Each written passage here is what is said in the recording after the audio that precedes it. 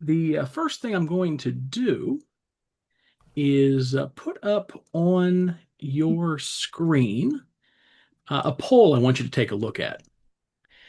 I'm kind of curious where our starting point is here.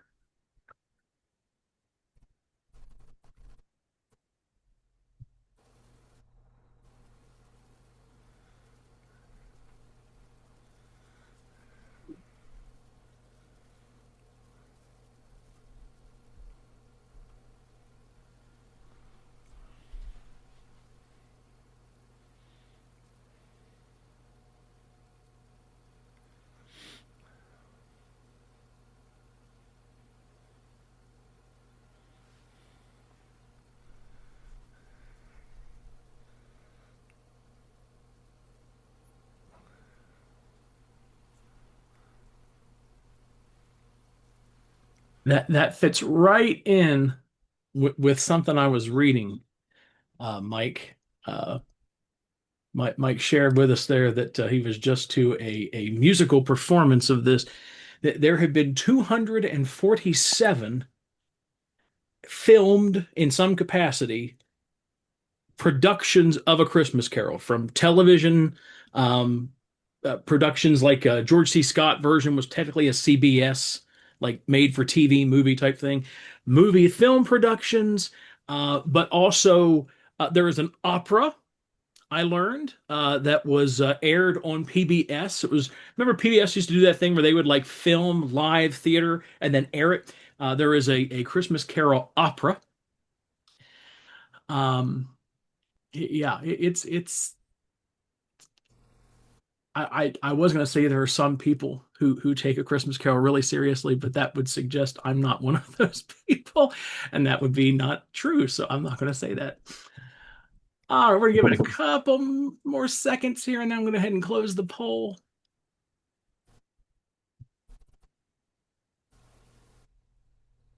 The results are surprising me.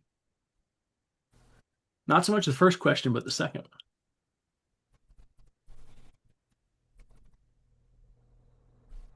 Okay, I'm going to go ahead and pull it there. Let's see. Um, okay, m most have read the story at least once. That's great. And the George C. Scott version is the best version. I know one of those votes was Carrie's. Muppet Christmas came in second. I was going to guess that that one could be in the closest part. I had a college roommate who actually got into practically a brawl with somebody defending the Muppet Christmas Carol as the best version. Um, yeah, that's great. This gives you an idea of the breakdown here.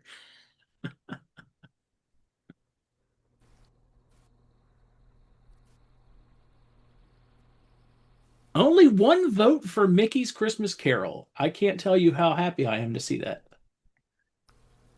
That's blasphemy, Matt. That was my I'm vote. sorry. I want to like it. I really do. I love me some Mickey Mouse, but man, I struggle with that one.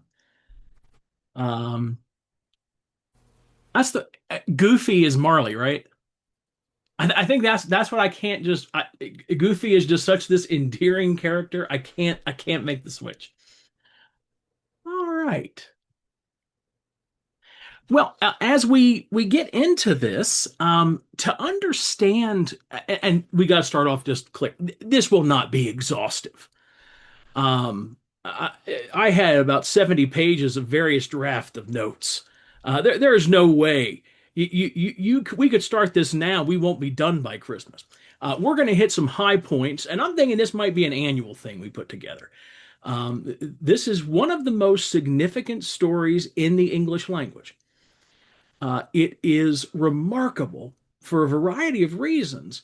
Its inability to be pigeonholed is probably the most significant. But before I get ahead of myself, if we're really going to understand the story, we do have to have an idea of who Dickens is. Uh, Charles Dickens, like all figures, is imperfect. We live in an age where it is really convenient to just pull up somebody's bio and identify the things that we dislike about them that didn't line up with our current social expectations. Um, we don't read his work because he was a phenomenal husband, because he wasn't. We read his work because there's an enduring tone behind it that has somehow managed to survive. And not just survive with the changing of time and ages, but it actually matures and finds a way to speak to whatever each unique generation is encountering. That's unique. That's not something common to most literature. It's interesting. In Dickens' day, there was another novelist named Thackeray, who he was always at war with. They were each other's nemesis. I'm going to guess that maybe three of you have even heard the name William Thackeray, much less that you understand that the depth of the give and take between these two guys, and that Thackeray was actually a bigger figure for much of the years they were interacting together. Um, Dickens is an embodiment of the books he writes. My favorite thing is everything he writes is very political, but it's never partisan. I'd argue the gospel is inherently political. The actions of Jesus are political, but not partisan. Partisanship implies you pick a team and you will rigidly defend that team even when they're wrong because you're worried about losing ground. The defense of your team means more to you than the promulgation of the truth. The political perception is totally different. That is, there is a right and there is a wrong, and we have an obligation to propel forward that which is right. Um, Dickens does this in a lot of his writing. He does it with the theme of poverty quite often. On the one hand, it sounds for a second like he's kind of really leaning heavy into progressive. He is heavily critical of the social welfare programs of the day, suggesting they're insufficient. Yet, he often suggests they're insufficient because of the bureaucratic governmental red tape that runs them, and routinely suggests that the churches should really be the ones to oversee most social welfare. Interestingly, because now we're talking churches and social welfare control. So now he's starting to sound a little conservative. Nope, he's going to pull back to the center again, and he's going to argue no, because frankly, we only have government controlled subsidy systems for welfare because churches didn't effectively care for the poor. Um, so again, you can't pigeonhole him. He's a little bit like C.S. Lewis. Everybody tries to co opt him as their own. Everyone tries to claim Dickens as their guy when he refuses to be anybody's guy other than his own. And that's something noteworthy to me. He's born in 1812 in Portsmouth. It's a seaside town in the UK. Contrary to what we usually hear, he's raised for the first 12 years of his life at a very upper middle class home. He has access to education. His family's relatively well off. His dad is kind of, I think in today's, he likely would carry a diagnosis of bipolar disorder. There's some weird manic episodes from his father where he throws himself into everything and then kind of gets bored with it and really doesn't care about the responsibility that is linked to that and jumps to something else. Um, at the age of 12, his dad has made some really horrific financial decisions. The end result being that thanks to the poor laws of the day, his father is sent to Marshalsea Prison. Marshalsea is a debtor's prison. The way this would work is the debtor, the person who owes the money in the family, is sent there, and you're basically, for most folks, you're under house arrest, essentially, in this prison. Your family can stay with you, or they can come and go as they please, the goal being to earn the money necessary to pay your debt, and then you're released. Some individuals were even placed in Marshalsea and other places like that for just night. Like you would check in every night, you slept there, but then they let you go to work during the day and come back. So think almost like a halfway house. These places are fairly horrific. Another of Dickens' novels, it's actually my favorite of his true novels, Christmas Carols and Novella, it's pretty short, is Little Dorrit, which the whole story centers around Marshalsea Prison. and this child who lives her entire life from birth until young adulthood living in this prison. She knows nothing else different from that. Um, During those early 12 years, things are good. Dad plunges into debt. Dad goes to Marshalsea Prison. At 12 years old, Charles goes to work in a factory that basically they produce. The actual name of the company is Warren's Blacking Warehouse. For 10 hours a day, he would stick stickers like labels onto the pots that like people who polished and shined boots would use. So that's 10 hours a day. He is doing that 6 days a week. He is forced to live separate from the family. The rest of the family, some stayed with other, third party kin further away during this time, and others stayed with dad in Marshalsea Prison. He is living alone. He is working 10 hours a day, 6 days a week. He is 12. And remember, 2 months before this, he is an upper middle class kid going to school, doing all the things that we typically think of with assets and means for someone so young. During this period of time, it's only for 4 months. Now, that sounds pretty cold hearted to say only 4 months, because I wouldn't want to do that for a single day. I don't think any of us would. But those 4 months change him. They change his perception. Um, I think back to my own life. I was raised in a middle class home. And in young adulthood, I changed professions quickly. I had a word from the Lord, shall we say, and I was ready to change things quickly. And I didn't have all my ducks in a row. And Carrie and I were married at this time, and it was a really, really hard economic time. We lost everything. She got sick with cancer. So what little we did have was quickly absorbed by that and all the expenses of medical treatment and such.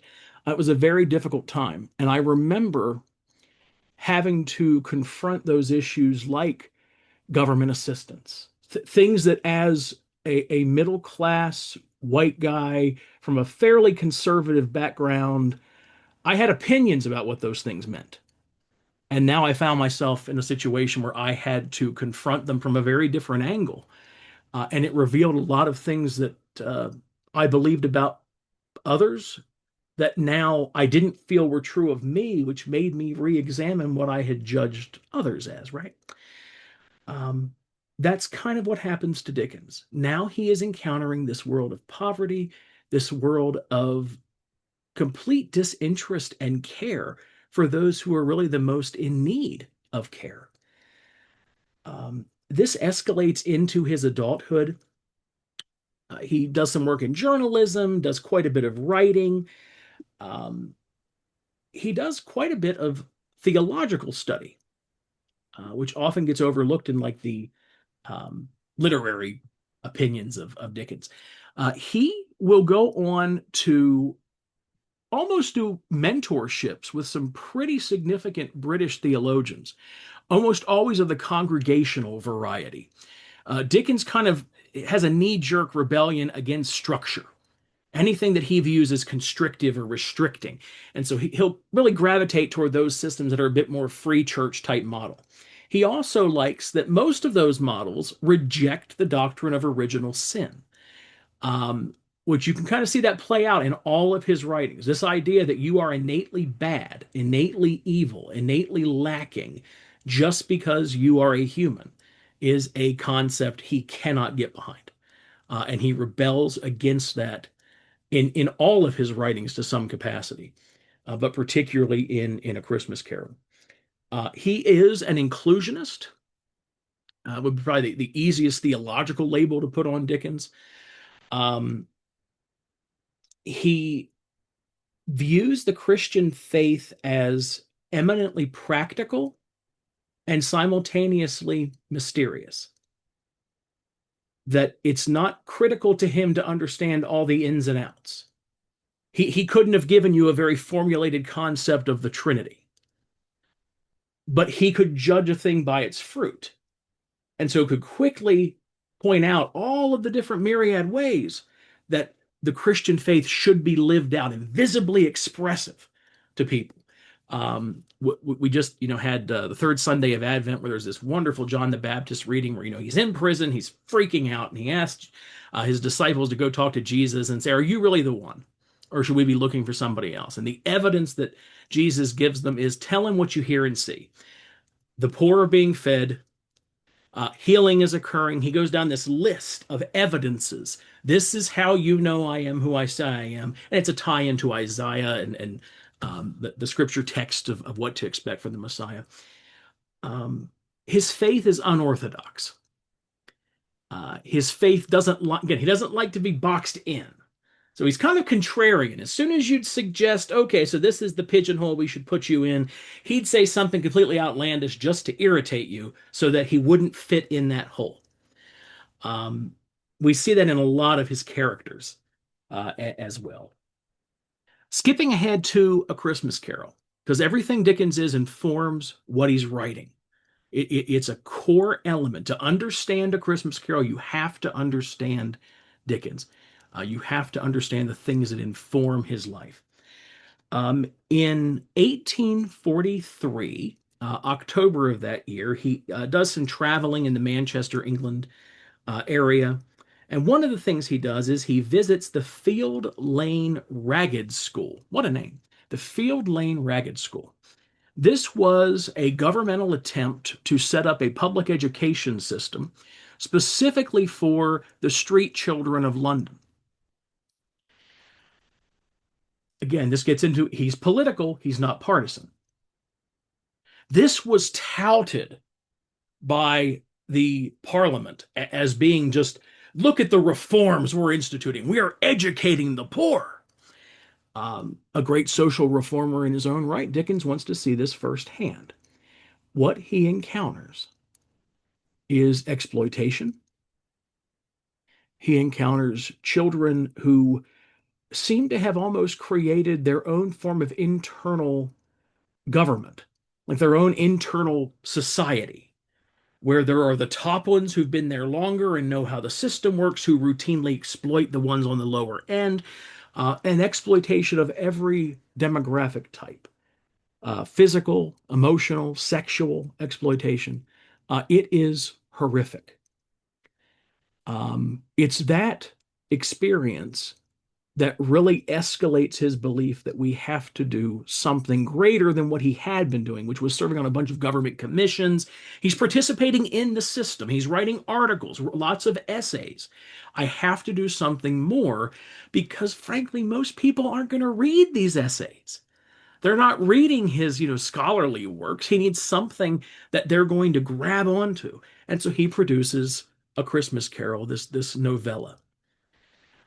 It's worth noting that A Christmas Carol is not really a Christmas story. Now, hear me out before you sign off and call me a heretic like Jessica did moments ago. It's an Advent story.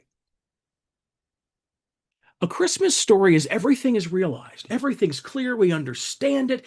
It's the high point in the story, the point at which we're in a movie, you hear that na na na, like everything has been reconciled and we understand everything. All of those moments in life we weren't clear on are now crystallized in our sight.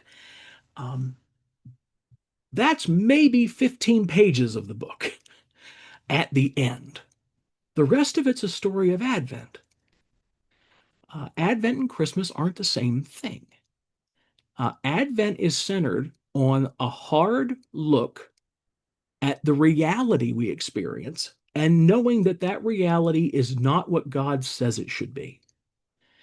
It's not wallowing, it's not pitying, it's not doubting the finished work. It's recognizing that it is finished, and yet we don't always see the evidence of that surrounding us. And that it's opportunity for us to participate in what God is doing in the world by caring for those around us. The harsh look is the key element of that. Advent is designed to be in your face. It's not subtle. It is designed to be a little abrasive. to draw our attention by just how un-Christmassy feeling it is. And that certainly is the story that we get from Dickens. Christmas, as we know it today, is directly in result of A Christmas Carol. Our concept of Christmas, the familial celebration and the gift giving and the charitable contributions in every Western culture, at least, that celebrates the Christmas holiday, it everywhere is the highest time of charitable giving. It's when there are organiz and the Salvation Army exists year round, but that's when we see them with their uh, bells and the pot to put the money in and everything. It's something about that time of the year where, again, Advent, we are seeing that around us that doesn't measure up to what God says is true. And we participate in what God is doing in the earth by giving, by loving, by protecting, by caring. That world didn't exist before A Christmas Carol. Christmas was a minor holiday. Remember Scrooge says to, and we're going to go through the story here, stave by stave, but do you remember where Scrooge looks at Bob Cratchit and says, I suspect you want the whole day tomorrow, implying Christmas Day. That was a relatively new change at the time, and it was a legal change. Employers were now obligated to offer this to employees because the church was pushing back a little bit that technically it is a feast day, and so you really should be observing it. Um, can you imagine? I mean, we live, rightly or wrongly, in a culture that is pretty disconnected from the undercurrent of the Christian faith. Yet Christmas is its own animal.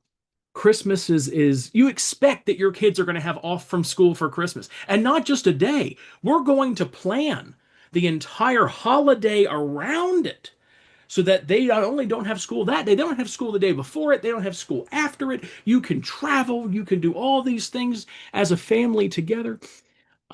It was just a general church feast day.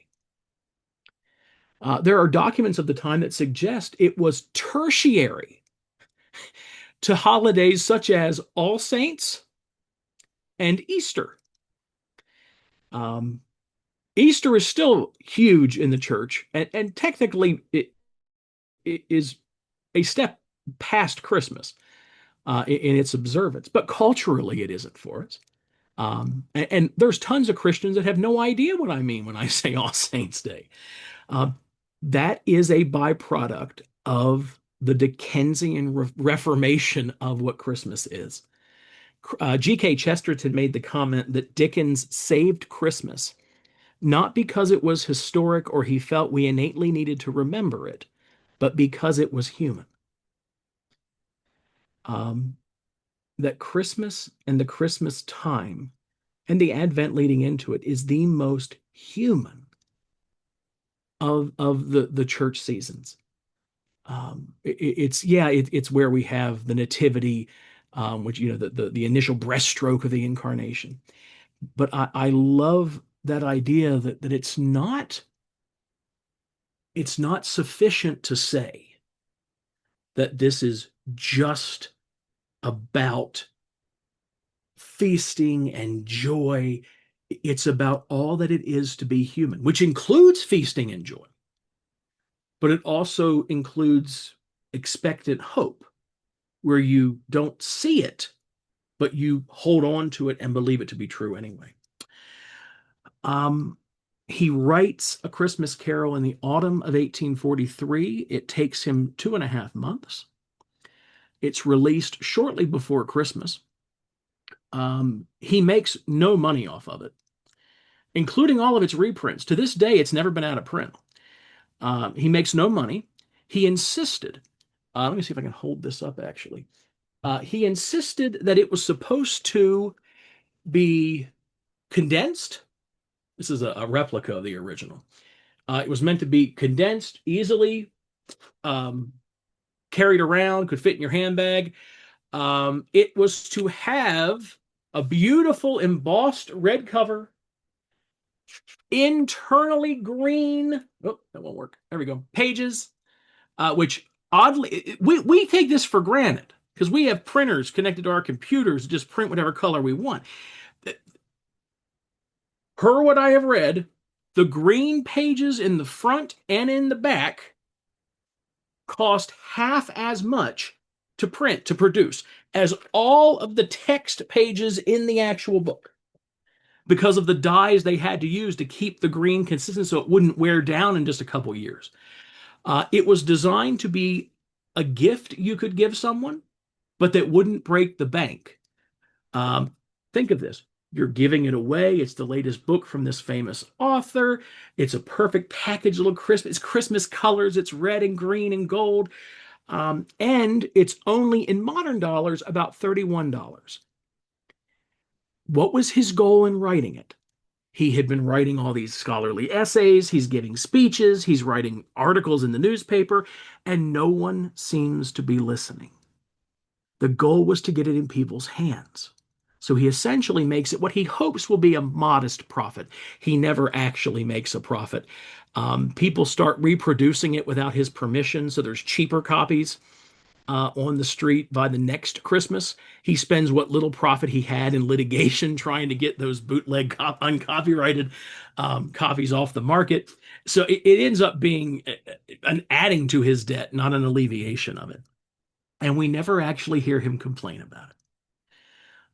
It is the most read book in the English language if we exclude the King James Bible. Now, think of what that means. It is more read than the NIV. It is more read than the ESV, the New King James. Only the King James Bible exceeds it in readership. Moving into the story. From the very beginning, we are supposed to hate this SOB Ebenezer Scrooge. If you've ever read any George MacDonald, and for those of you with your bingo card, you can mark the George MacDonald spot. I am incapable of talking for more than 8 minutes without referencing George MacDonald.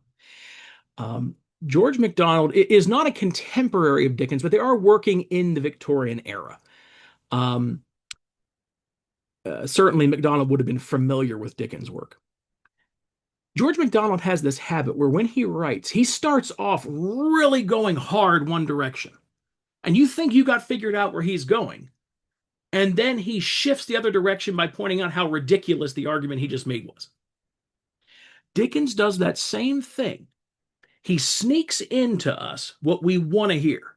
Look at this horrific figure. This is a description that he gives us of Scrooge. Oh, but he was a tight-fisted hand at the grindstone, Scrooge. A squeezing, wrenching, grasping, scraping, clutching, covetous old sinner. Hard and sharp as flint from which no steel had ever struck out generous fire. Secret and self-contained and solitary as an oyster. The cold within him froze his old features, nipped his pointed nose, shriveled his cheeks, stiffened his gait, and made his eyes red. His thin lips blue, and spoke out shrewdly in his grating voice. A frosty rim was on his head and on his eyebrows and on his wiry chin. He carried his own low temperature always about with him.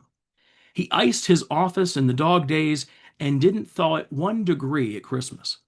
External heat and cold had little influence on Scrooge. No warmth could warm, no wintry weather chill him. No wind that blew was bitterer than he. No falling snow was more intent upon its purpose.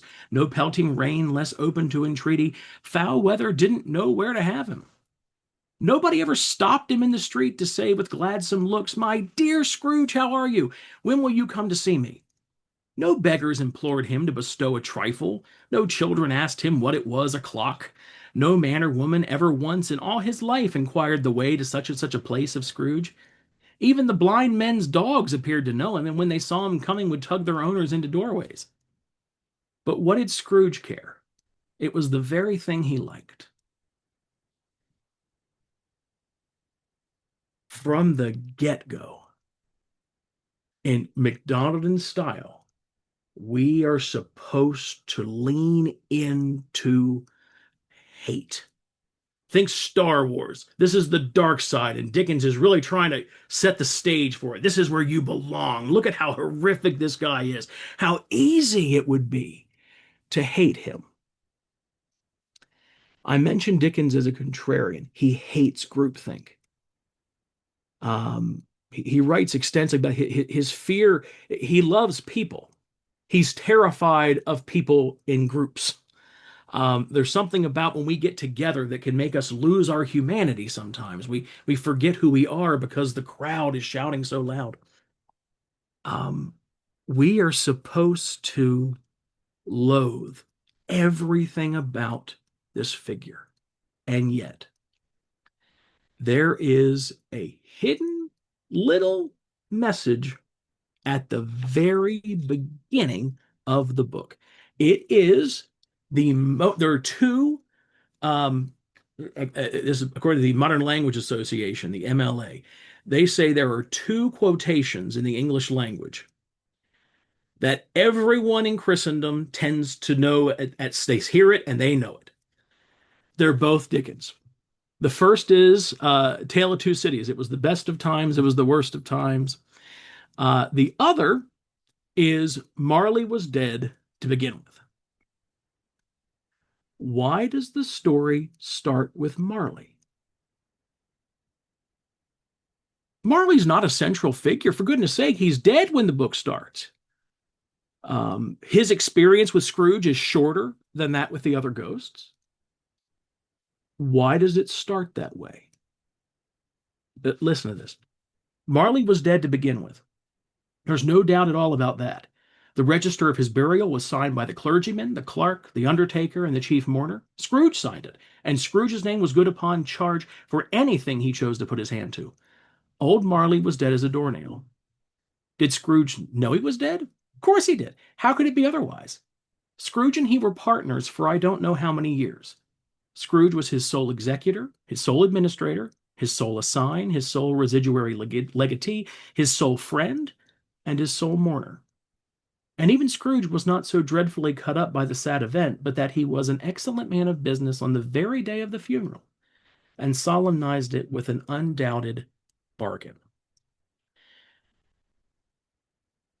We learn shortly thereafter, when Scrooge's nephew Fred visits his uncle, as apparently he does every Christmas, just to invite him, irritate him a little bit, and I'll see you next year when I try this again.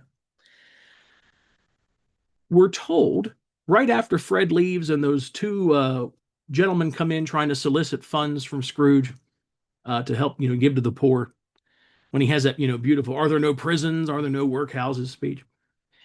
When they walk in, they ask, are we addressing Mr. Scrooge or Mr. Marley? And he tells them, Marley has been dead 7 years today. This very night, I think is how it phrases.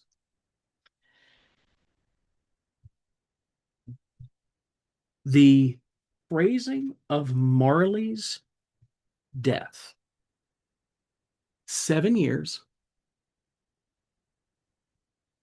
Story starts telling us it's 7 years, and he hides the word friend in that reading around a bunch of other things Scrooge was to him.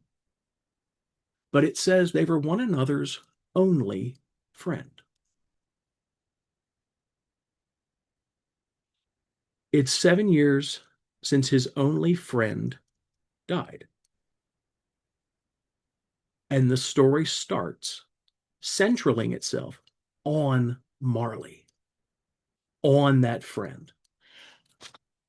If the fact that Marley is insignificant to the reason of timing in this, why tell us it was 7 years? And why tell us it was 7 years this very night?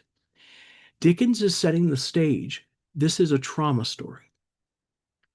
He's laying out for us everything you're about to hear happens to Scrooge when he is experiencing, celebrating is not the right word, the seventh anniversary of his only friend's death. Even that language it gave us of here, even the language of and even Scrooge was not so dreadfully cut up by the sad event, but that he was an excellent man of business on the very day of the funeral and solemnized it with an undoubted bargain.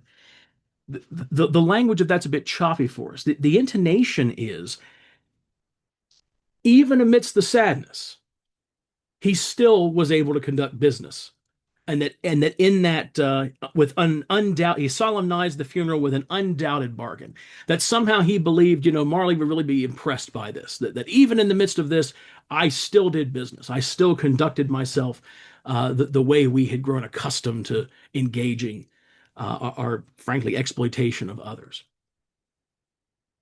We start out hating this guy because of the description, and we overlook entirely everything that's about to take place is on the seventh anniversary of losing the only friend he has ever had. Slowly, what happens in the story as the ghosts begin to speak, not only does Scrooge change, we do. The reader does. We go from despising him, or at least commiserating with those who do despise him, to slowly but surely recognizing he was not born this way. Experience made him this way. What makes that stand out, particularly among Dickens' writings, that is not a particularly Western Christian way of interpreting the human condition. It's very Eastern. It's very in keeping with the Orthodox motif that we are not born in a state of original sin, but that societal, cultural engagement cracks away at the facade of the image of creation that God has formed. We harm one another and we carry those traumas. It builds upon itself and it wounds his love, as the New Zealand prayer book puts it. Um, the role of Marley being an undercurrent to the story and the very starting point is probably the most overlooked and yet simultaneously the most important component if we're to understand what Dickens is trying to do. This is not about just Ebenezer Scrooge's redemption, lowercase r, don't take the term too far. It's about ours.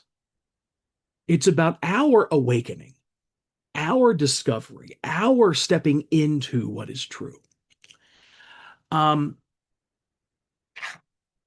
The number 7. Now, let me real quick say, I am not a giant believer in biblical numerology. There seems to always be an equal argument that I could go a different direction with the term if I look at every reference to it in Scripture, for example. What I do know is that there was an accepted interpretation of what numbers meant in the Victorian era in England. So while we can have our own opinions as to the validity, we can really be pretty confident what Dickens is trying to convey when he chooses numbers, based on what the prevailing popular opinion of the number meanings was.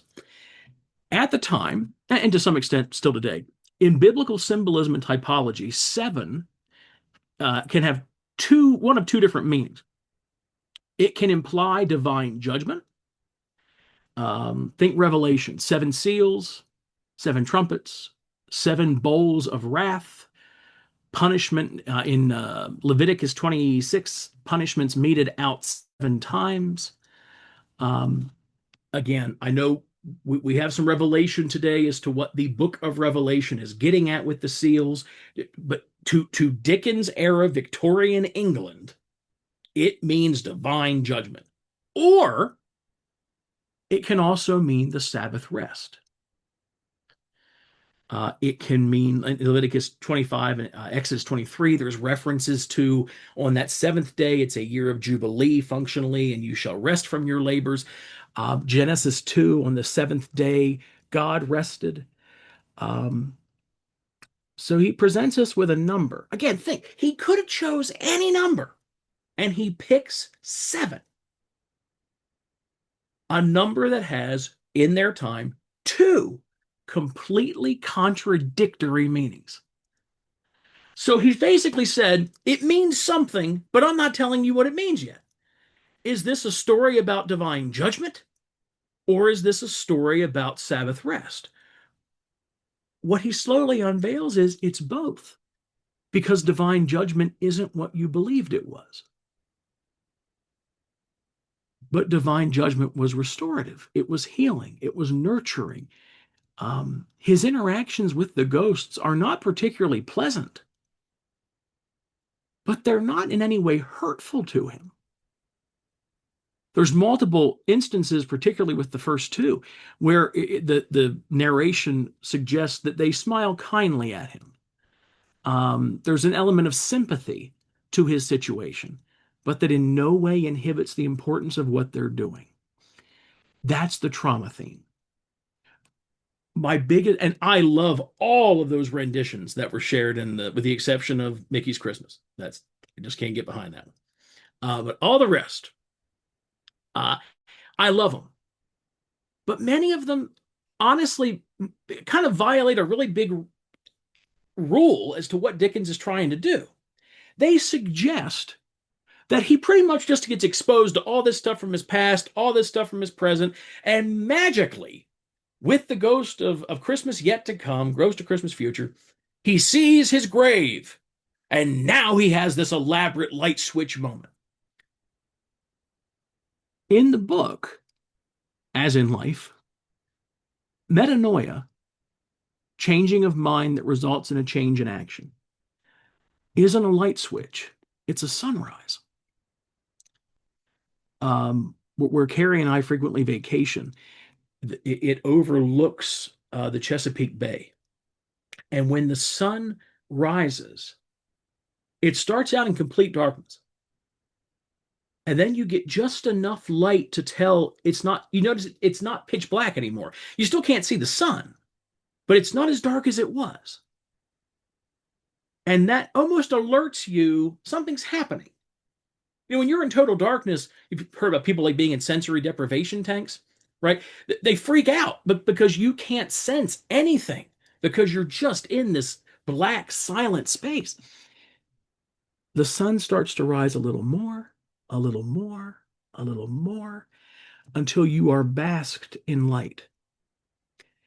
That's metanoia. It's a sunrise, not a light switch. It's not this instantaneous action, but it's this gradual unveiling, this gradual stripping away of everything that has wounded, that has harmed, that has brought Scrooge to this particular place. So as we go through, and we're going to summarize these briefly, because I really do want to open it up to a time for lots of questions. Think through with me here. We're going to summarize this trip he takes. Scrooge first visits with Marley. Marley takes him, explains to him that not that Marley's afterlife is this, hellfire, brimstone, gnashing of teeth, etc., but it's spending time reflecting on all of the ways he could have shown love and care, but that he didn't. And it's an allegory, so don't attempt to try and piece it together as a theology. Dickens is not a theologian. It's as an allegory. He's telling a general story that has loose connections. Scrooge tells Marley, you were always a good man of business. And Marley shouts at him, business, mercy, forbearance, benevolence. That was my business. The general welfare was my business. The affairs of our counting house were but a drop of water in the comprehensive ocean of my business. He takes Scrooge, and this is, I don't think, in any of the movie versions, but the book highlights it. He takes Scrooge out and about. They're kind of flying through the air. And there is a poor woman who has a newborn in her hands, and there are other individuals like Marley, let's call them ghosts, who are like hovering around this woman, and they're crying and wailing because they want to help her, but they can't. This isn't, and again, we're home Victorian England. It's the Western Church is heavily dominant in thinking here, even among Congregationalists like Dickens. So again, don't try and make a theology out of this.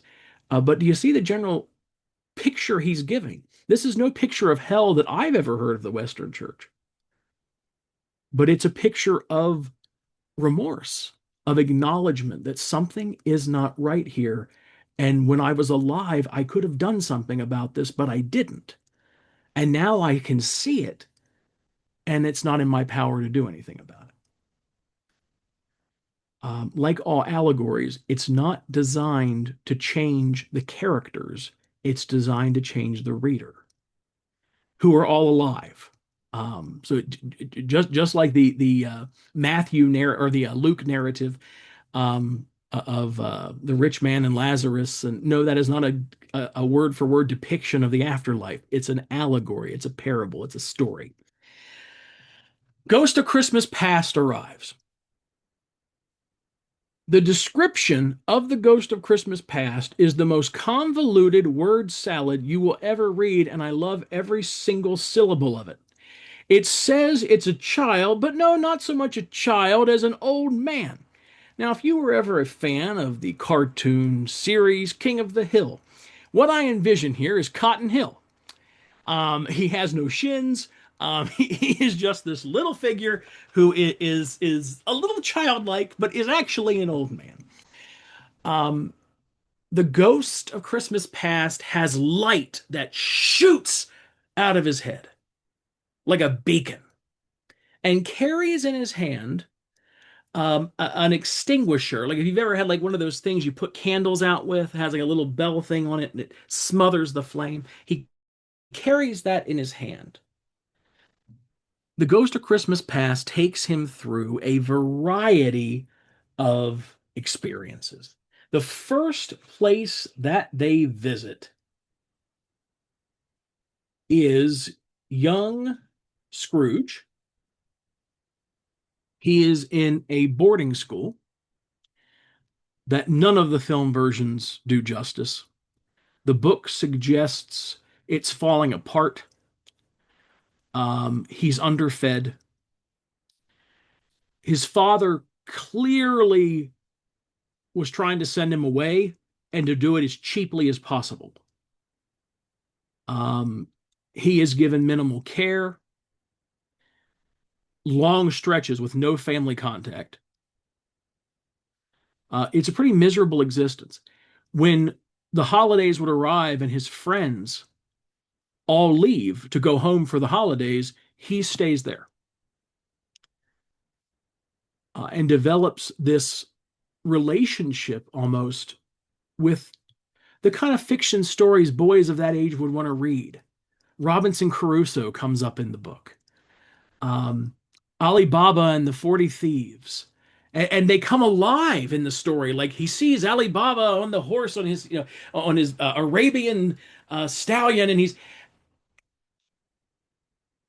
the books kept him company because he's alone. There are parallels there with again Dickens' 4 months, 12 years old. He lives alone.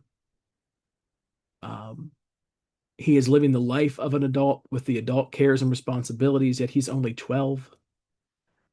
Um, if there's any character in the story that is Dickens, it is young Ebenezer Scrooge.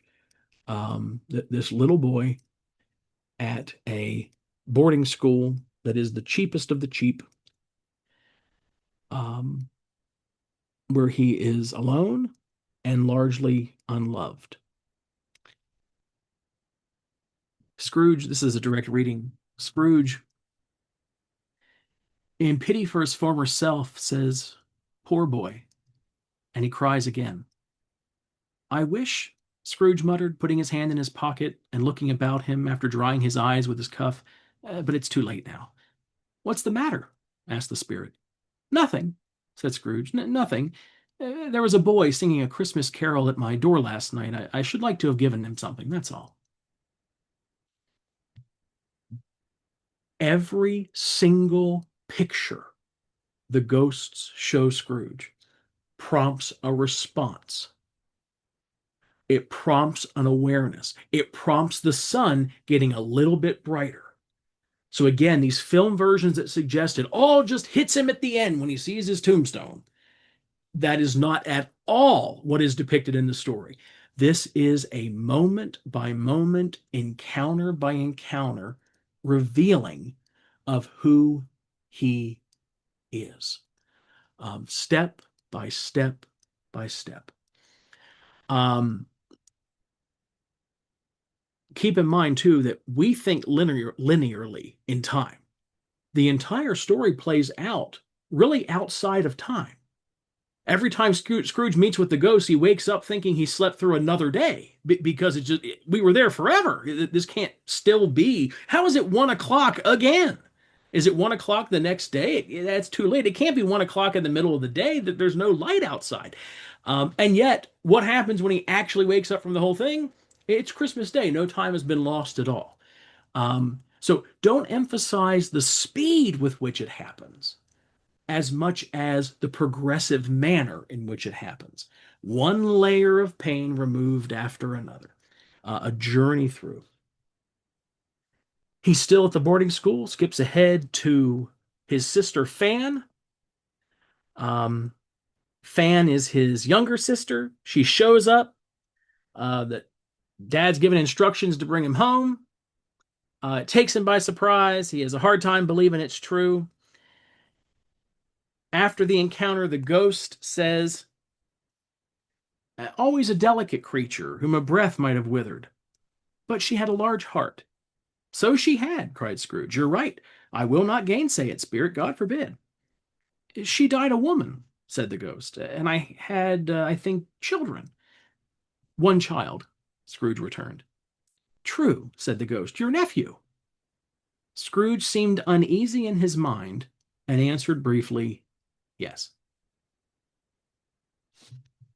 Would any reference of Fred have produced an uneasy feeling in his mind prior to this exact moment? No, even Fred's presence irritated the hell out of him. Remember where we start in his counting house. So the work is already happening. There's already been this pulling, this shedding away. There's already connection forming here in his mind between the love he had for Fan and now this relationship relevant to Fred, who he seems to want absolutely nothing to do with. Past then moves us forward again. I love the haphazard way they just decide they're going to leave. There's no warning. We're going. And all of a sudden his surroundings are different. It's designed to keep him disoriented. So he can't plan. He can't come up with a strategy. It forces him to be at the whim of those who are taking him on this journey. He next goes to Fezziwig, right? Fezziwig is his old mentor, his master is the way they would have phrased it, the guy he apprentices under. And Fezziwig is everything Scrooge is not. He's kind, he's benevolent, he's ridiculously cheerful. Dickens paints him as like this kind of overweight comical figure, who he is just always out there drawing attention to himself, but just because he's just so jolly, he's just so happy to be alive and to interact with people. And he gets to experience what that was like again, and he sees his friend Dick Wilkins, who was also apprenticed at the same time. And Carrie and I frequently go to a town about 45 minutes from where we live now, where I did my undergrad. And I love going there, even though there is another big location that's north of us that's closer. But I wasn't a 20-something there. I was a 20-something over here. And so as soon as I enter the limits of Harrisonburg, Bridgewater area, Virginia, I drop 25 years. I am back in that exact moment. That's essentially what happens in this experience with him with Fezziwig. The ghost says to him, a small matter, said the ghost, to make these silly folks full of so much gratitude. Small? Echoed Scrooge. Why is it not? Has he spent but a few pounds of your mortal money? 3 or 4, perhaps. Is that so much that he deserves this praise? It isn't that, said Scrooge, heated by the remark, and speaking unconsciously like his former, not his latter self. It isn't that, Spirit. He has the power to render us happy or unhappy, to make our service light or burdensome, a pleasure or a toil. Say that his power lies in words and looks, in things so slight and insignificant that it is impossible to add and count them up. What then?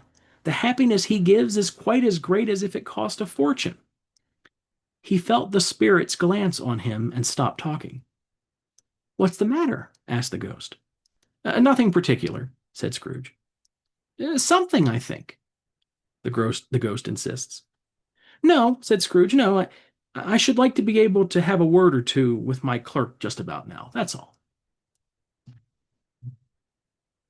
Scrooge is already making the connection that the past cannot change, but yet it can spill over into how he engages the present.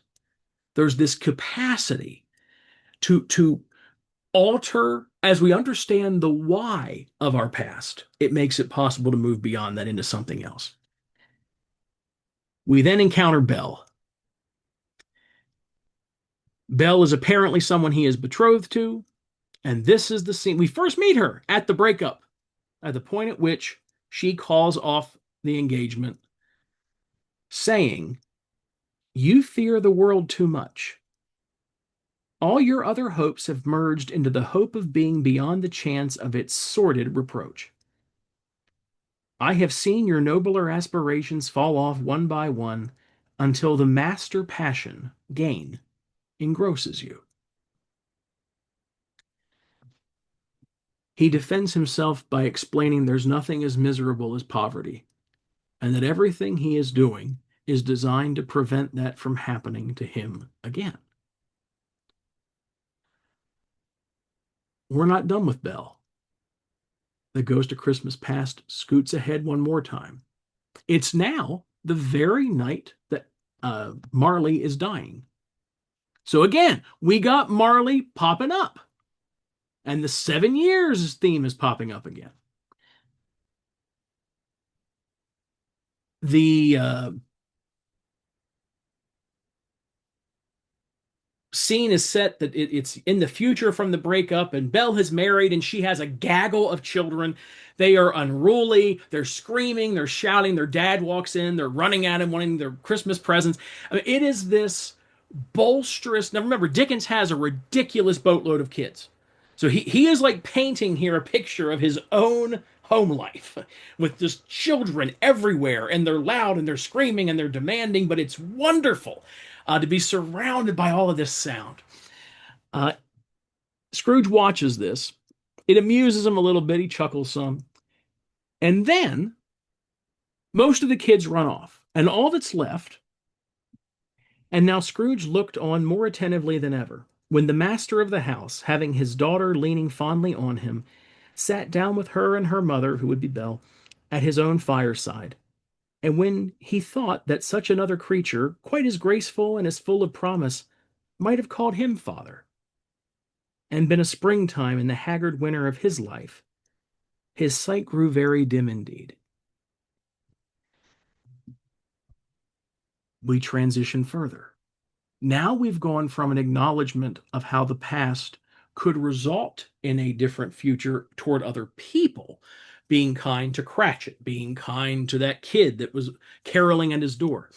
Now it's an acknowledgement of what he has actually lost, that it could have been his child. His actions sprung forth and created a whole different timetable, a whole different pattern of events than otherwise would have occurred.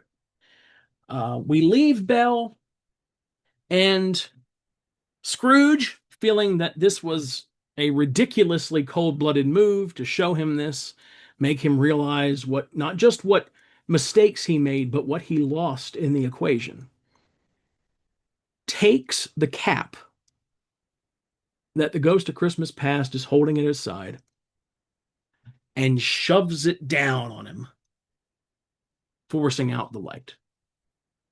Um, you don't need to be C.S. Lewis or Tolkien to catch the symbolism of trying to extinguish light. Um, the ghost disappears. Scrooge is back in his bedchamber, and instantly the alarm on hit the alarm using modern language here. The bell on his bedside clock chimes one, the same time it was when the ghost of Christmas passed. Present is completely different. Present does all sorts of miraculous things. The biggest thing I want to highlight with you, though, is I have never seen this in any version, movie, TV, none. And it's probably my favorite passage in the entire book. The Ghost of Christmas Present has been sprinkling some kind of like fairy dust looking stuff on food and on people themselves and on the items that they're giving one another, trying to bring joy to them, try to bolster their Christmas spirit, right? And this is what Scrooge discusses with the ghost. Spirit, said Scrooge after a moment's thought, I wonder you, of all the beings in the many worlds about us, should desire to cramp these people's opportunities of innocent enjoyment. I? Cried the spirit. You would deprive them of their means of dining every seventh day, often the only day on which they can be said to dine at all, said Scrooge. Wouldn't you? Me? Cried the spirit. You seek to close those places on the seventh day, said Scrooge, and it comes to the same thing. I seek to close them? Exclaimed the spirit. Forgive me if I'm wrong. It has been done in your name, or at least in that of your family, said Scrooge. Here's what he's getting. For Victorian era, nobody has their own stove. The poor are what we would call hand to mouth. They make enough money to eat that day. So by closing down the little stalls, like we today have like food trucks, uh, all over England, all over London are these food stalls, these places where you can get broth and you can get very inexpensive food, but just in the moment, and it's pre-cooked for you, so you don't have to have a stove to heat it up on. It's all hand to mouth. You got enough money to just buy food for today. The church, using its influence in the House of Lords, one of the two branches of the Parliament, had instituted laws that forced these businesses to close for the Sabbath because they felt you should not work on the Sabbath. The consequence was the poor, which makes up the majority of the population of London, fasted every Sunday because they have no means of food. Their means of food was these food stalls that were being shut down. So Scrooge is asking him, you're sitting here sprinkling, your fairy food salt mixture or whatever on this stuff, trying to make their food more palatable and more enjoyable and more gussied up because they're poor and don't have anything else. And yet you direct us to close down everything that would actually feed them on Sundays. Why do you do that? And he's, me? I don't know what you're talking about. This is the reply that the spirit gives him. There are some upon this earth of yours, returned the spirit, who lay claim to know us, and who do their deeds of passion, pride, ill will, hatred, envy, bigotry, selfishness in our name, who are as strange to us and all our kith and kin as if they had never lived. Remember that and charge their doings on themselves, not us. Scrooge promised that he would, and they went on invisible as they had before into the suburbs of the town. We have Dickens providing us the voice of God. And it is, there are many things that are done supposedly in my name that I have nothing to do with. Think about, I think it's Jeremiah, where there's the reference to, you've attributed to me sacrifices. I never asked for sacrifices. This is the same concept. that the church entrusted to care for the creation are actually now the ones engaging in practices that are making life harder on the people they should be caring for. Um, don't attribute to me and my kind what we have nothing to do with, that is entirely being done by external parties. The Ghost of Christmas Present takes him further. They go all over the world. We encounter very few people in the present. We do encounter the Cratchits. There's a significant encounter with them. Scrooge is clueless as to the poor health of Tiny Tim. He has no real knowledge of how many kids Bob Cratchit has. Doesn't know his wife's name. It's he almost seems confused. Like, why are you showing me this? Like, I don't need to know what my employee does when he's not at work. Um, he is drawn to Tiny Tim. He asks the spirit what's wrong with him, wants clarification. Um, the majority of the time with the Ghost of Christmas Present, they are just out going through the world.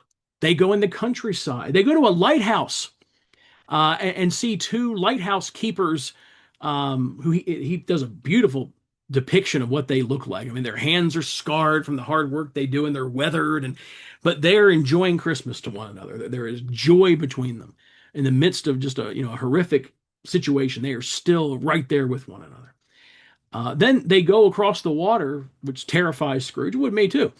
What if the spirit drops you? And they end up on a ship, and sailors completely removed from the rest of the traditional English society. They too are celebrating Christmas. He then takes him to a fairly desolate, dark, quiet corner. Doesn't tell if it's countryside or London or what. And Scrooge notices movement under the ghost's robes. And we encounter two, they seem to be children. Ignorance and want. It's the only time the Ghost of Christmas Present loses his temper or appears to get angry. And he lays out that Scrooge asks him, "Are these your children?" And he says, "No, they're yours. They're all of humanity. That it is not," which this would have been a slap against the conventional Western theology that of the day of, well, God takes care of those, so we don't really have to ourselves, because that's what God takes care of them. And the implication here is they're yours. They've been entrusted to you. They are everyone's children. We are all accountable to redeem the ignorant. We are all accountable to meet the needs of those in want.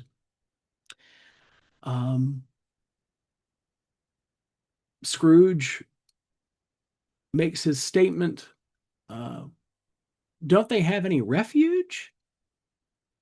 Isn't it's painted the picture as if they're barely clothed. I mean, they are so malnourished they almost don't look human.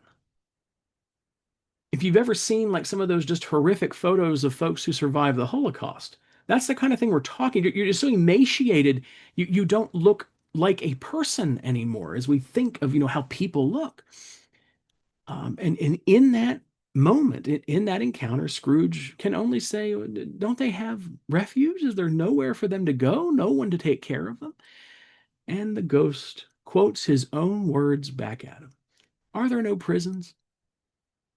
Are there no workhouses? And that ends their interaction. The Ghost of Christmas Future. We all know the general motif here. I'm going to skim this very quickly. Tiny Tim has died. Scrooge was a little enamored with Tiny Tim. There was some attachment there when he encounters him with the ghost of Christmas present. Tiny Tim is dead. He sees the impact on the family of that death. We then encounter colleagues of Scrooge talking about someone having died. They don't know what he died of. They just know he's dead. And that he didn't leave them his money. That's really all they know. They don't know if there's going to be a funeral. They're only going to go if a lunch is provided. But if somebody else puts it together, yeah, I'll show up. I did business with him. I guess that's kind of what I have to do. Scrooge is a little confused by the encounter, but by this point knows if I wait, they're going to explain to me what this is about. As it moves forward, we then have individuals who are kind of unsavory characters who are selling off his goods, the things that would have been present with him at his death. Things like sheets, bed curtains. If you die and criminals get to your bed curtains and your sheets, your possessions, what does that suggest? You're alone. There was no one there to run them off. There was no one there to, contact a constable, to yell for help. No, you died, and there was no one there at any point, to be part of that experience of transition from one life to the next. We then skip further forward ahead, and Scrooge encounters his own tombstone. At first, he can't see the lettering, so he starts kind of bargaining. These are things that can change, right? This isn't like a guaranteed outcome. The ghost doesn't speak, just keeps pointing at the tombstone. Scrooge sees the etching, sees it's his name. That's the final straw that breaks the camel's back. The sun is now fully up, using our sunrise analogy, and he's able to see what a life squandered has been, what it's cost. Now, here's the thing. This is Victorian era England, where women had a greater chance of dying in childbirth than obtaining the age of 40. This is Victorian era England, where most people married more than once, not because you got divorced, but because your spouse died. It's not the grave that throws Scrooge. It's not coming face to face with death that really alters him. That would have been expected. Everyone in Victorian era England died, as did the people before them, as did the people after them. It wasn't death that was shocking. It was that no one cared. His impact, his significance was so irrelevant to the course of the world. He had no mourners. He has no one even with him when he goes. He has no one watching his possessions. Even the people he dealt with day to day in his work are only going to go to a funeral if somebody else puts it together and if there's lunch served.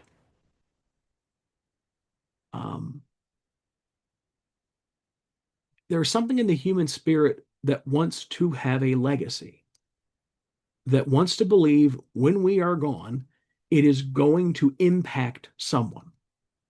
That people are going to be not just like missing us, nothing so self-centered, as much as you had an impact on them, and so your absence is felt. And the conclusion he reaches in that moment is his life has been lived in such a way, his absence means nothing. He gives his speech. I will honor Christmas. I understand the lessons you have taught me. And he wakes up. He is in his chambers. The sun is up. It's light outside. and we get the fun ending to the story of him interacting with everybody, him teasing Cratchit a little bit by knowing he was going to show up late the day after and kind of acting like his old self for a minute, and then throws him by taking him out for a Christmas bowl. By the way, where's something else we've lost? Uh, he celebrates Christmas with Cratchit, basically taking him out for a special Christmas punch that's served at a pub nearby on the 26th, because Christmas started on Christmas Eve and it ended 12 days later, the 12 days of Christmas time. It's called Christmas Tide in the calendar. It's a season lasting 12 days. Um, Whereas we tend to be the opposite. It's day after Christmas. They start taking down decorations. No. The 12 days of Christmas is started with the Christmas Eve and Christmas Day events, and it goes on 12 days. It's not a countdown to Christmas. Um, he's a changed man. It says he honors Christmas, becomes a second father to Tiny Tim, who doesn't die. I mean, Tiny Tim eventually dies, like everybody, but doesn't die from the infirmities that he was dealing with previously. And there was never as good a man, as good a master, as good a friend as the good old city ever knew, I think is the line. Um, Remember, Dickens is an inclusionist. He has some tendencies that believes it's everyone or it's no one, that no one can be left out of this. And he gives us one final wink in his last statement in the story by putting the words in Tiny Tim's mouth. God bless us, everyone. Um, no one left out, no one missing. There are other writings of Dickens, particularly a book he wrote for his children, which is like his version of the story of Jesus, taking excerpts from the Gospels and kind of narrating it in his own voice. That seems to suggest this is his view of what we might call ultimate reconciliation. Of when all is said and done, everyone is blessed. When all is said and done, everyone is restored, everyone is redeemed, everyone is reset to the image of who they truly are. But in the Orthodox model, far more so than the Western model, it does suggest this is a gradual process of a light turning on. It's not a switch, but it's a sunrise. Little by little, the light invading. Yeah, so that is the gist of the story. It is inexhaustible. There's a reason it is the most known text in the English language apart from the King James Bible for a really good reason. But yeah, floor is open. Questions, comments, thoughts, complaints can be directed to Bill. But yeah, remarkable story. But yeah, floor is open. Any questions or comments? Or attempted defenses of Mickey's Christmas Carol. Those will be tolerated for a very brief span of time.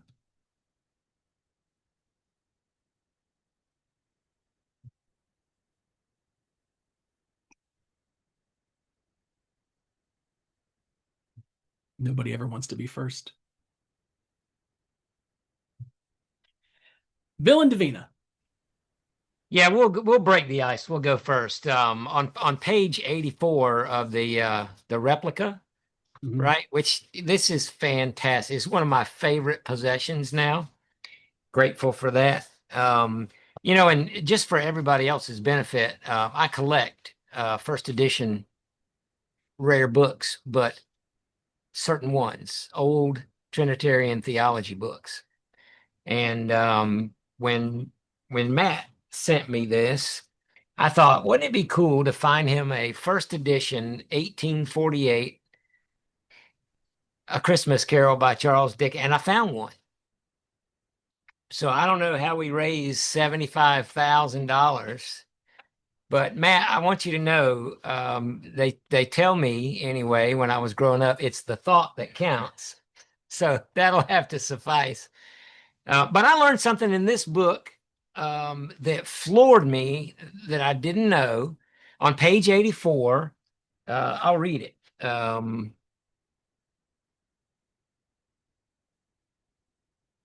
I find it. I have my finger in there. Here we go. It says,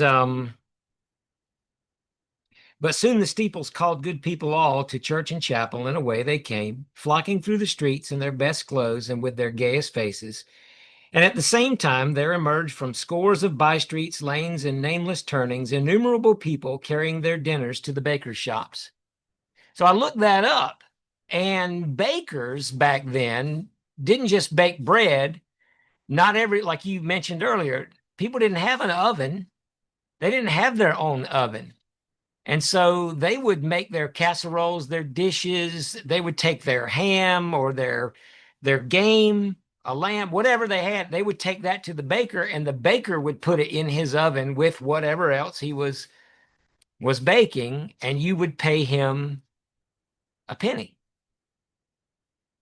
to bake your meal, and then you would tote it home.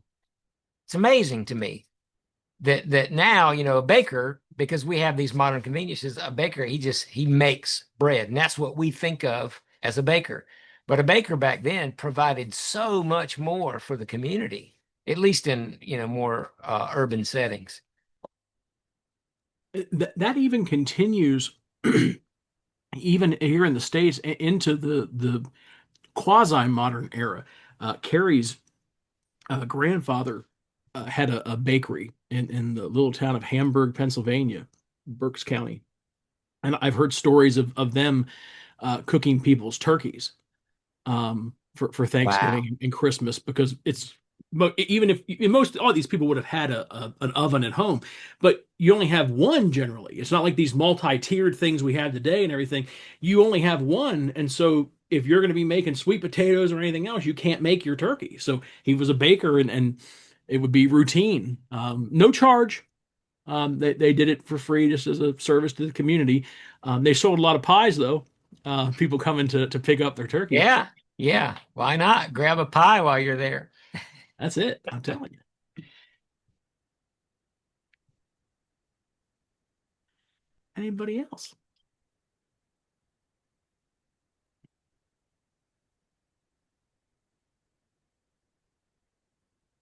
Was there anything that surprised you?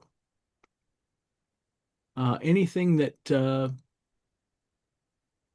maybe you weren't quite as familiar with, or hadn't noticed before, either in your own reading of it or even in some of the film versions? The film versions vary pretty considerably. Yeah, Matt, can you address something Davina and I were talking about is, when somebody has a bah humbug attitude around Christmas, we call them a Scrooge. Well, that's a betrayal of Dickens and what he did in the book. Calling someone a Scrooge would be a moniker we should reserve for those who have changed their ways and have become more of the spirit of Marley than of the young Scrooge. It's kind of like when sometimes people will call someone an Uncle Tom. Well, did you read the book? He's kind of the hero in the book. I don't, I do not think this word means what you think it means. So yeah, calling somebody a Scrooge, I mean, you're not going to get away with calling somebody a Scrooge and mean it in a good way anymore, probably. But I see that differently now, is what I'm saying. So how did that come to be? Do you have any idea how we came to use that in a negative? From him being called Scrooge. The name Ebenezer Scrooge was just a composite of two different names that Dickens encountered. He used to go around with a notebook in his pocket just to write down bizarre names that he heard, and he'd find ways to build them into his stories. Particularly, some of the villains that we encounter in his stories were actually people he encountered in real life who he did not like. And he takes their name or tweaks it just a little bit and incorporates it in his stories. But Ebenezer Scrooge was just two different people. He heard the name Ebenezer that even then sounded kind of old and dry and very Old Testamenty. And it, is referenced in First Samuel, I think, where it means a stone of help, Yeah. a stone I of help. raised my Ebenezer. Yeah. Yeah. And the Scrooge was just another individual that he heard the name and was like, "Yep, that's perfect." These were meaningless terms. He didn't Right. name him Scrooge because a Scrooge was someone who was, mean and conniving and self-centered and selfish.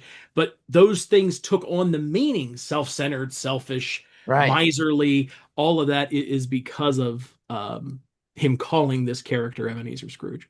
Right. So my point is that a negative, the word Scrooge, a negative? I mean, because a bunch of people started the book and never finished it, or because you get to the end of the book, the word Scrooge should be synonymous with the guy he's a changed man. He's had an experience, he's had an encounter, and he has, like you said earlier, metanoia. He's changed his thinking. That's how we should be using the word Scrooge when you finish the book. And that is, I don't think, an intentional undercurrent, but it certainly is one that's present. Where, remember, everything Dickens is writing is about us. It's not about the characters. The characters are there to help inform and kind of pull us in. By the time the story ends, we kind of realize we're Ebenezer Scrooge in more ways than one. And we're Yeah. very grateful that there's a path of redemption for him. We see in him ourselves. It instead becomes a, well, look at him and an us versus them, and it turns into a bit of a mirror. But the fact that if I were to ask any audience who has ever seen a single one of them, even the whole way through, and said, describe for me Ebenezer Scrooge, I wouldn't get he was the best man, best friend, best everything the old city ever knew. No, I'm gonna get the SOB he was where the book starts. There's something in the human condition, our psyche probably is a better way to put it, that tends to want to pull back to where a story starts, rather than where it ends. All right, so Matt, we should collaborate and write a sequel. There was an attempted one that is about, it's weird. It's about, and Dickens, of course, did not write this. This is, something else. Where Scrooge tries to like go into the underworld to free Marley. It is weird. Like wow, that it really should have just never been dealt with at all. Look at the chat here. I'm seeing some items here.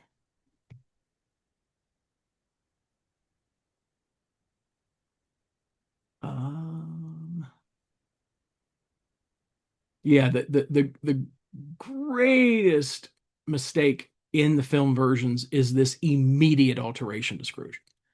When again, I know I really harped on that, and I think we went through every single encounter Scrooge has with the go. It's gradual, little by little, it's chipped away, until by the midpoint of the book, we're kind of feeling bad for the guy. Rob. First of all, Matt, thank you for calling on me. Second of all, this has been amazing. Um, Beautifully done, as always. I did have a question regarding the work, but it's more for you in a personal way, if that's okay. And if that is something you don't want to engage in, feel free to say, no, I'm good, or, maybe some other time, that's fine. But you've mentioned on a multitude of occasions that, this is your favorite story. Um, and as someone that loves story as well, and I love many, stories can mean different things at different times.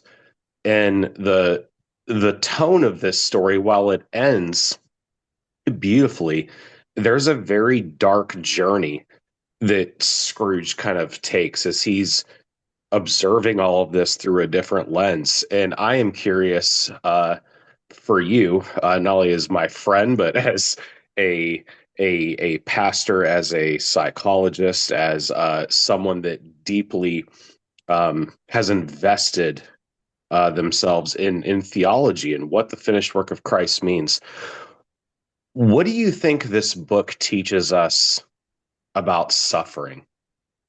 The observation of suffering, um, both from our own personal experience, but as well as observing the suffering of others. I hope that makes some kind of sense, but there is something really intrinsically human, like you said, about this journey. That, like you said, it's metanoia is a sunrise. It's not a light switch. So I was wondering if you can unpack that a little bit for us and just kind of speak to where the story has come up for you in the past, in the times that maybe you have suffered or gone through a dark season and come out the other side.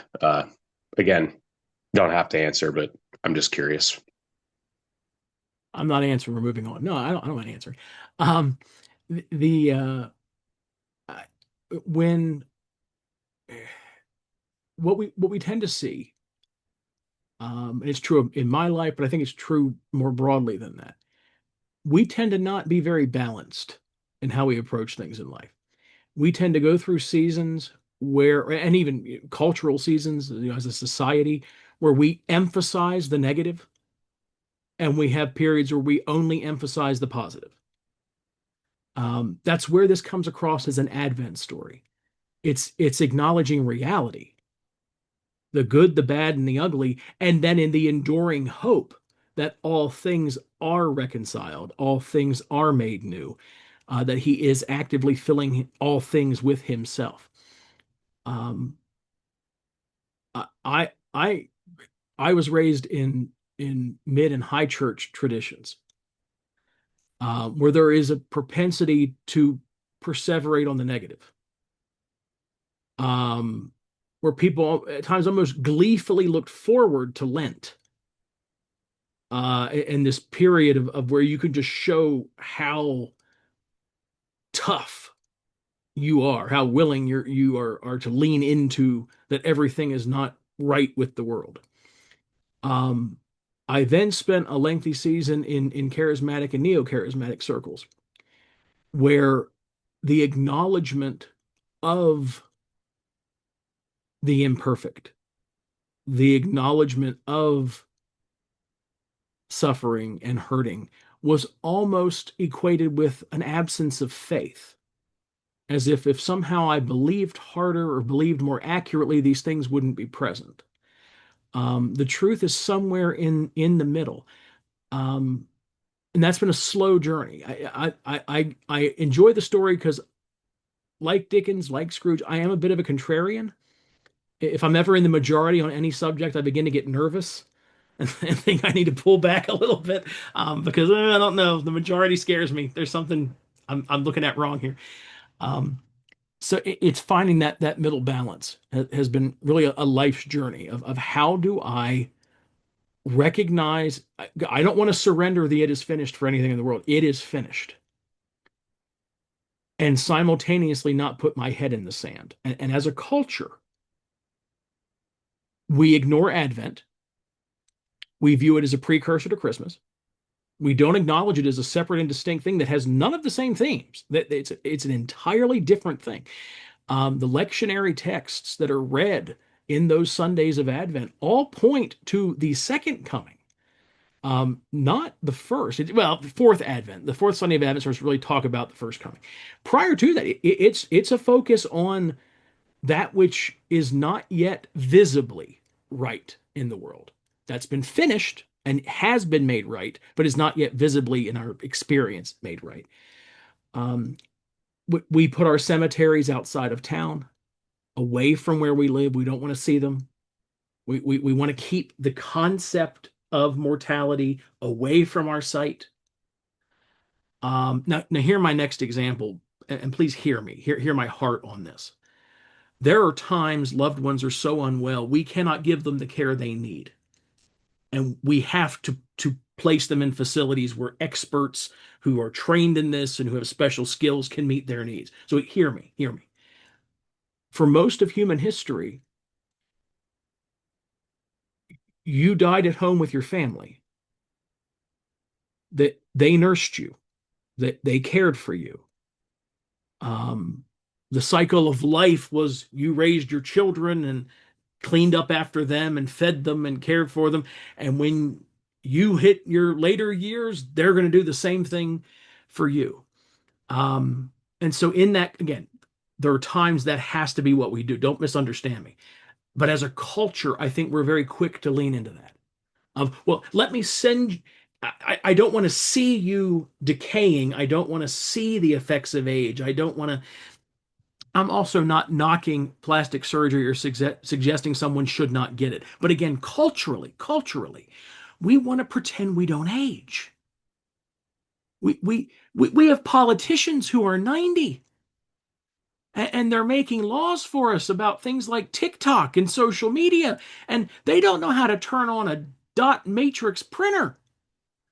That's the depth of but somehow we convince them that it's still, we still need them there on the front lines. And that somehow stepping down from that would be a sign of weakness or a sign of failure rather than just how life is. One generation makes room for the next generation. And I know I hit this a lot. It is why I am such a big advocate of the church calendar, because it forces us to feel everything, the highs, the lows, the middles, but never live there, because every season ends and we're forced into the next one. So you feel everything, but you don't perseverate anywhere.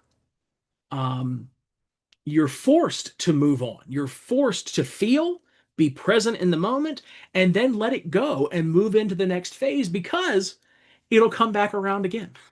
And you'll get to experience that same thing all over again. Yeah, good question, Rob. I think I saw some here in the chat, and then we'll start to wind down.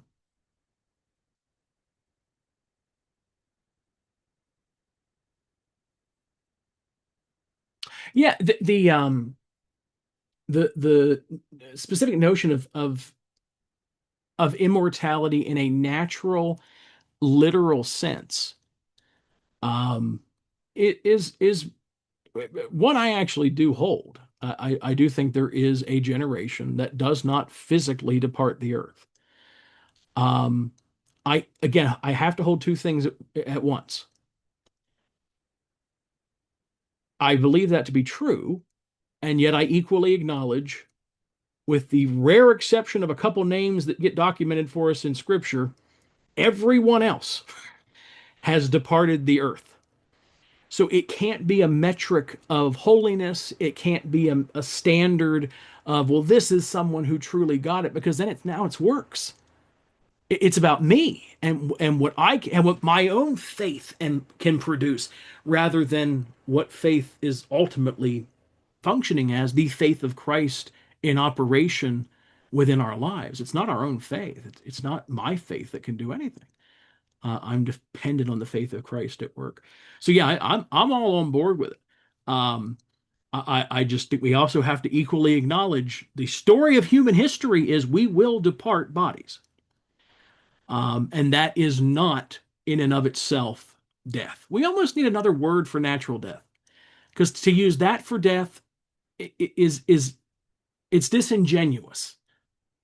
Because if we actually believe that we're surrounded by a cloud of witnesses, if we really believe that to be absent from the body is to be present with the Lord, when we say, what is that? He's not dead, but he's nearly dead, or something like that from Princess Bride.